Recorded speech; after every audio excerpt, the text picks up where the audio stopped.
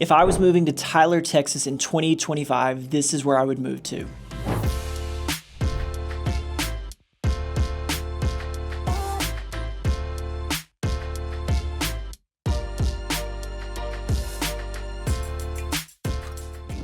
As always, thank you for checking out our channel, Living in Tyler, Texas. We want to remind you that we are your friend in real estate. So if you're thinking about making a move to East Texas, to Tyler, Texas, those areas around here, we would love to be a resource for you. So don't hesitate to reach out by phone, email, connect to us, whatever. On our channel here, we're going to continue to build out more videos explaining what it's like to live in Tyler, Texas, the best parts of Tyler, and sometimes the worst parts of Tyler, things that you need to know if you're thinking about making a move to this area. If you haven't already, make sure you subscribe to our channel. That way you get all the notifications for new videos when they drop. Additionally, we've got a great group here called Moving to East Texas. You can connect with other people who have thought about making a move, who have made the move. You can ask all your questions about what it's like to move from the West Coast to Texas, from Central America, or from Central United States to Texas, the East Coast, whatever it may be. There's somebody in there that can answer your questions that you may have about making a move to East Texas. All right, so in today's video, we are going to talk about making a move to Tyler, Texas in 2025 and where I would move to. Now, there's a couple ways I want to frame this, and where I'm going to move or how I'm going to choose these areas is going to be largely based on my perspective, what I'm going to do. So I'm going to start off with the perspective of a family. We're going to look at amenities, things that we would want to access, that our kids would need, the best schools, location to other activities that they may be involved in, things like that. So we're going to look at a couple different areas there. We're also going to look at it from the perspective of a retiree, somebody who's moving here into maybe a 55 plus community, what they will want to be close to in terms of access and things like that. And then we're going to look at it from an investment perspective. If you're wanting to put some money in Tyler, Texas, the areas that I would put my own money in right now, if the right deal presented itself, to take advantage of what's going to likely be future appreciation in areas that are very popular and continue to appreciate and maintain desirability regardless of age. All right, so the first area we're going to look at, if I'm moving here and I have a family and the things I want to consider, I'm going to be looking basically from Old Jacksonville on the west, Biloxi on the east, and the Loop on the north, all the way down to Toll 49. I'm going to be looking in that area for a lot of different reasons. One, it's going to be a lot newer construction in some cases, but two, you're going to be close to everything in South Tyler, from the mall, restaurants. It's going to be zoned to great schools and TISD. You're going to be close to lots of different things that your kids may be involved in extracurriculars, whether it's gymnastics or dance or baseball. Soccer, it's a little bit further away from the soccer area, but it's going to give you options to really access where most of the growth is happening here in Tyler. So in that area, as you can see on the map, you're really in the heart of all the growth that's happening in South Tyler. Everything south of the Loop that runs down Broadway, you've got the mall, the French Quarter, all the new restaurants. There are literally so many restaurants to choose from along Broadway. You've got the newest shopping center at the further south end, just inside the toll road. You've got some great new communities to the west where Holly Tree is, the Crossing. There's newer builds in that area because that area was not developed 5-6 years ago to the level that it is now. You've got Fresh over there, which is a great grocery store. Talk about it probably more than I should, but I don't know. When they built it back in, I think, 2010 or something like that, I always said I wanted to live on that side of town, so I go to Fresh. Now I go to Fresh a couple times a week. It's lost its luster a little bit, but it's still a great spot. They've got live music at Fresh. You're going to be able to get great options in terms of, more whole food options and fresher items, things like that. So I do like this area because it is closer to Fresh. As you start to move kind of on the southeast side of that, it can be 10 minutes to get to Fresh, but you do have access to Super One, Brookshire's, and things like that in this section, depending on where you are. Now, looking at the houses in this area, the average house is about 2,600 square feet. So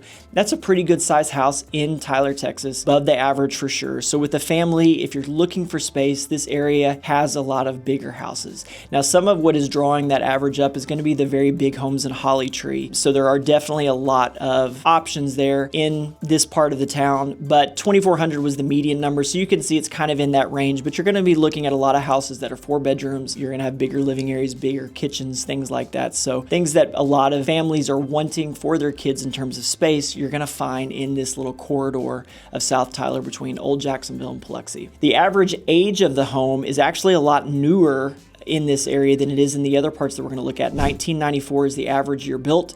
A lot of it being brand new construction, newer construction in the past 2 to 3 years, like in Oak Creek and a couple other smaller neighborhoods that don't have as much, recognizable names, but there are a lot of new builds going on in this area.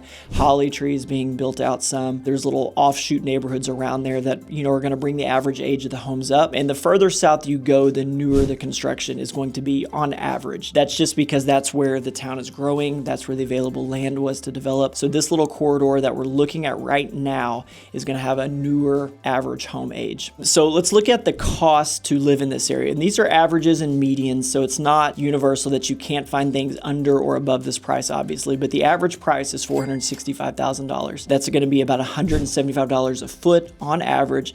So this is going to be north of the average for Tyler, which I think is around 150-ish, 145, 150. This area is going to be a higher price per square foot on average because it's a desirable area. You're close to all the amenities. You've got great schools. You've got newer houses. Those things drive the price of the real estate up, and that's reflected in that $175 a foot.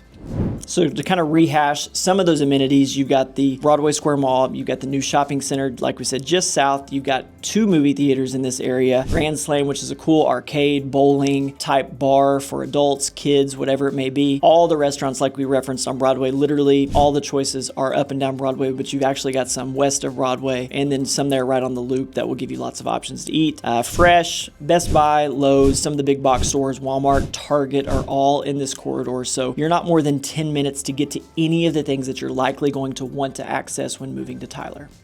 So the schools are also really great in this area. The 2 elementary schools that you're going to be zoned to living in this area are going to be Rice and Jack Elementary, both some of the best schools in TISD. My kids go to Jack. We've been nothing but happy with it. It's a great school. I've heard equally great things about Rice, so I would have no problem my kids going to either one of those schools. The 2 middle schools that you're zoned for are Hubbard and Three Lakes, also 2 of the better or more preferred schools in TISD. Hubbard's getting a brand new school, and Three Lakes, I think, is about 10 years old, so it's a very new building as well, considering the typical age of schools and things like that. It's a newer campus, really a beautiful campus. It's got its own little area just west of Old Jacksonville Highway. All right, now we're going to look at 75701 zip code. This area is another great area for families, and you're probably targeting this area. One, it's either convenience to work, say for hospitals or something downtown in that nature that you don't want the long 20-ish minute commute to get to South Tyler. So you're looking at this area to be closer for that, but you also have great schools. This area of Tyler is zoned to Andy Woods, which maybe is the most desired school, elementary school in Tyler. I don't know, Jack is up there, Rice is very good too. I would be very happy at any of those, but a lot of people do want to go to Woods, and because of that, this is the zip code that you're going to want to live in if you're interested in going to Andy Woods School. Again, this is more central Tyler, so a lot of those amenities that we referenced for the South Tyler area, you're just a little bit north, maybe a few more minutes.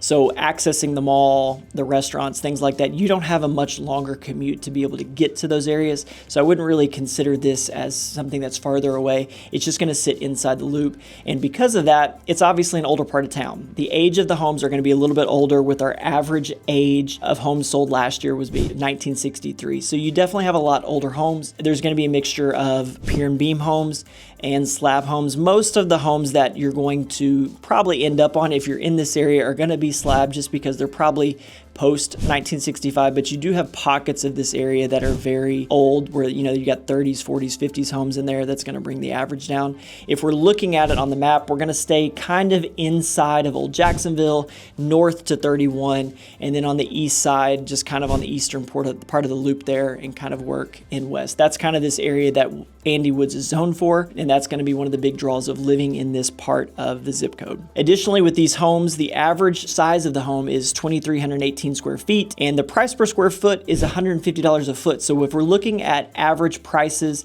and things like that, finding a home in this zip code is typically going to get you more home for your dollar. A lot of it is because of the age. Like we referenced, these homes were built on average in 1963. That's going to make the average price point $356,000. The median price point is going to be $274,000.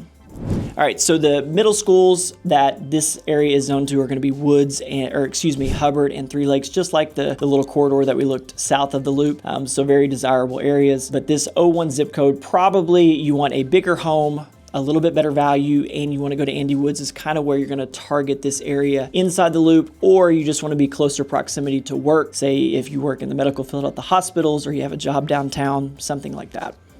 Now, the last area I would consider is 75706. It's going to sit south of Lindale. Most of it's going to be south of I-20, but there are going to be a few little areas north of I-20, but it's all going to be south of Lindale.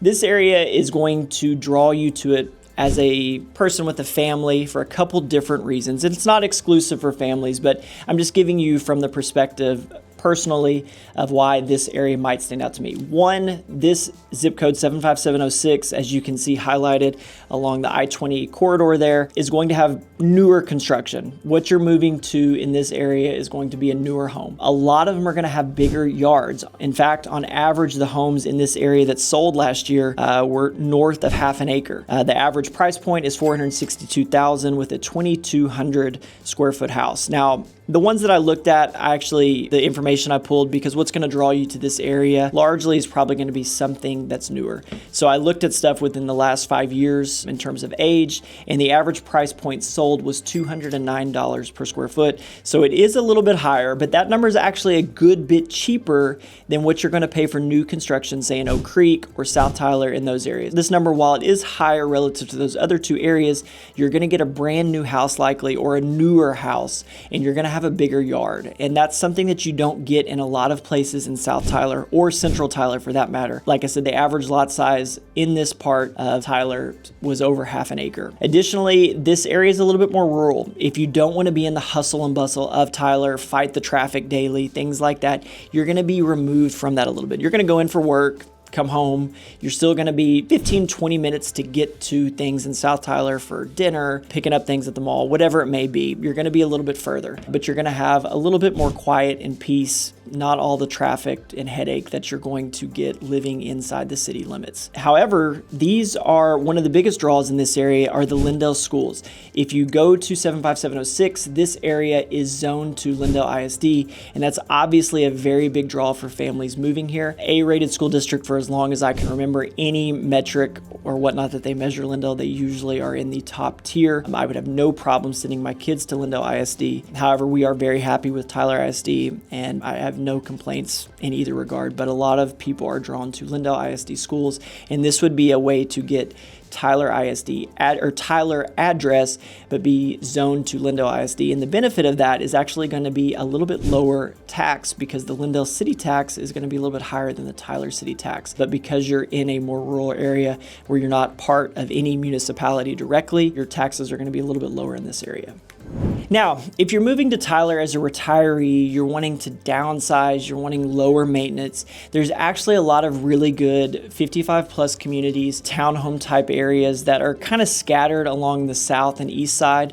A lot of them are going to be kind of on the southeast. And one of the benefits of being on the southeast side is, depending on your stage in life, if you need better access to healthcare and whatnot, the southeast side is going to make your commute to the hospitals very, very close. In fact, there's a place called the Homestead that is probably 3 or 4 minutes from the hospitals. That's a 55 plus community. Another great one over by the universities is Del Coronado. Those don't pop up very often, and they tend to move pretty quick. So those areas are very desirable. It's a gated community, which is very nice. You also have Plantation Park, Hamilton West, and one that a lot of people maybe don't think about as much that are condos are the Cascades on the west side of town. I would say the benefit of the Cascades versus these others is you're going to be part of a community for meeting people and still having entertainment and activity. You know, you're going to be able to access that a little bit better being part of the country club at the Cascades. But that one is the furthest from, say, the hospitals. But again, if you're elderly or wanting to have just less to worry about, these communities are great because it's very low maintenance. They take care of the yard work. They keep it looking good outside. You do have a sense of community because a lot of the people in these areas in the 55 plus community are going to be retired. They're going to, have similar life experience likely. It will be easier to make friends and meet people by living in these communities with like people. Now, if I wanted to get speculative on areas that I think are going to be great to invest in Tyler, one of the first places I would focus on is downtown or the Azalea district. Now, that area is obviously going through transition in a lot of great ways. The whole downtown revitalization area is going great. We're getting a new courthouse. They spent a ton of money on renovating the skyscrapers there that create a lot more jobs and whatnot. Those buildings, I think, before they were renovated, were around 40 or 50% occupancy. They are currently operating around 85 to 90%. So you've got a lot more jobs coming downtown. You've got great restaurants. They are in fact getting ready to build a big hotel right on the square. I want to say it's north of 100 and something rooms. It's going to have a rooftop pool, a great bar and restaurant. That's just going to make that area very desirable. Because of that, being closer to that when people come to visit is going to be a big draw. So I think having something maybe as an Airbnb for people with families to come stay at would be a great spot, because the demand's always going to be there, because downtown is not just close to that area and those amenities, it's also very close to the hospitals. So if you have nurses coming in on contract, for 6 months, a midterm rental may be a great option there. Additionally, the new medical school, all the people that are part of that, whether it be in terms of faculty or students, there's a great need for housing and quality housing in that area. So being able to pick up stuff close to the hospitals, I think, is always great, that you can renovate, you can make it a midterm rental. Even long-term is probably pretty solid in that market, but I think maybe something, that to consider too is another short-term option through Airbnb. Currently, Tyler doesn't have a lot of regulation on that, so you could come in here and be able to operate that pretty effectively if you knew what you were doing. Now, I will say one of the biggest reasons why I think the Azalea district is a great place to invest. That area has been desirable since its inception. There are examples of homes, 5+ homes in the Azalea district sold for north of $200 a foot. All of those homes were built before 1940. People love that area. The homes are incredible. You've got the brick streets, you're close proximity to Bergfeld Park, downtown. It's just a great area, and a lot of people want to live there. You are a little bit further north than a lot of the stuff going on in the south, in terms of development, restaurants, amenities, and whatnot, but you're not too far. We've been over this before in some of our initial videos. Tyler's pretty easy to get around. You're no more than 15 to 20 minutes to get to any place from almost any place in Tyler. So living in the Azalea district on the brick streets, areas like Chilton, First, Second, Third, those streets are always super desirable. There was even one home that sold at $314 a foot. I don't think there's probably 15 homes that sold in Tyler, Texas last year for $315 a foot. That home was built before 1950. So you're going to see a lot of continued growth in that area. As Tyler grows, that area is going to continue to retain value. The average price per square foot is $158. So we're looking at a higher price point per square foot, despite being much older than we do see in 01. The average price point or home sold in the Azalea district in downtown was $395,000. So you can see this area is super desirable. I think it's a very safe place to park some money. You can find ways to get creative and get cash flow, whether it be a midterm or a short-term rental. So I think the Azalea district in downtown is always a great place to put your money. Now, another area like we've always highlighted is South Tyler, 75703. I would focus probably a little bit closer and a little bit tighter to Broadway, maybe south of the Cumberland area, maybe just a little bit north. But there's a new development going on there that's going to be, not dissimilar from what you see in some of the bigger cities. You're going to have a big open area, maybe for entertainment, live music, things like that, but kind of a park type scene. Also, more retail, more shopping in and around it. Just kind of south of rather east of Faulkner Park, west of Broadway, but south of Cumberland. So I think picking up something and maybe building, from the ground up is a great option to get your money in an area that's going to appreciate. I also think there's a couple neighborhoods that are kind of undervalued right now. My office sits just east of Broadway. I had to think about it there. And we've got some area behind us called the College Streets, Yale, Columbia, Harvard, Baylor. All those streets sit behind us, and there's actually some really big homes in there. You've got homes ranging probably from 2,300 north of 3,000. A lot of them built in the 70s and 80s, so they're very well built. They've got a little bit more character than what you find in present day homes, but it's a pretty good value, and I think that's an area that you could pick something up here. And as Tyler continues to develop and grow, this area is going to be something that people are going to be drawn to, because your average price point is going to be a little bit lower per square foot, so you're going to get more value in this area. I would also look at Irish Meadows. It's the area just across from the new shopping center. I think that's an area that could be a great rental market. Those homes are mostly north of 300 or south of $300,000, 15 to 1,800 square feet. Pretty good price per square foot. Coming in, renovating some of those, a lot of demand just because of its close proximity to the toll road if you need to go to Dallas or the new shopping center, but you're kind of in the heart of the growth and development, and that could be a very popular neighborhood in the future because of that.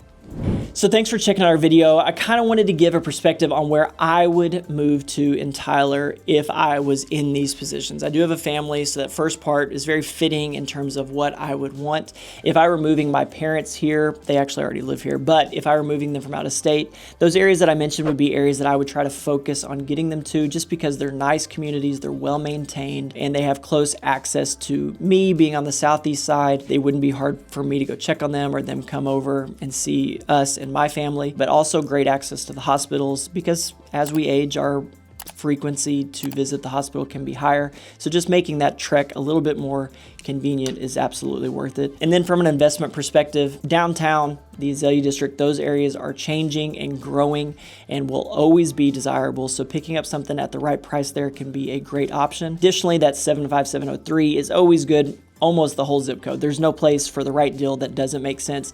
But if I'm thinking about places that could grow maybe a little bit more, I'm going to focus maybe a little bit tighter on that area south of Cumberland along Broadway. Not quite as developed yet, but it's going to develop in the future. So maybe being able to pick something up before it gets too hot would be a great option. As always, thanks for checking out our video. Leave us a comment and let me know what you thought about it. If you have any questions about making a move, we want to remind you we are your friend in real estate. So if you have questions about what that's going to look like, don't hesitate to reach out. We also have links below to check out some of the homes available in those areas that I talked about. If you have questions about any particular house, again, feel free to reach out. We want to remind you of our Facebook group, also Moving to East Texas, a great resource if you are thinking about making a move, and we will see you on the next one.